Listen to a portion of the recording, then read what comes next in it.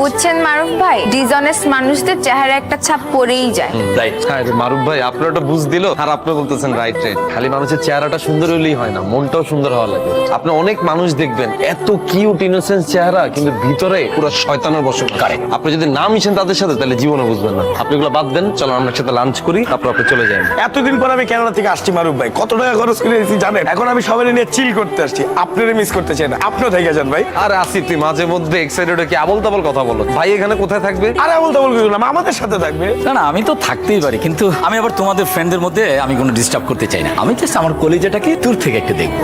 আমি আশেপাশে কোনো হোটেলে ম্যানেজ করে নিবো। আরে আপনি কোথায় রুম ম্যানেজ করবেন? কি কইতেছেন না কইতেছেন? আপনি এখানে আমার আর স্বামীর রুমে থাইকা যান। আরে তুই ভাইয়ের লোকে ফাইজলামি করতেছিস নাকি? আরে ভাই আমাদের ছোট্ট একটা বেড, আমাদের দুইজনেরই জায়গা। এক্সট্রা বেড নিয়ে নিমুনি, থাকুক, এমন করিস না, থাক। এই ডিসিশন তো আমি নিতে পারবো না, এই ডিসিশন নেবে আমার কলিজা। ও যদি থাকতে বলে আমি থাকবো, ও চলে যেতে বলে আমি চলে যাবো। তুমি এক্ষুনি এখান থেকে চলে যাও।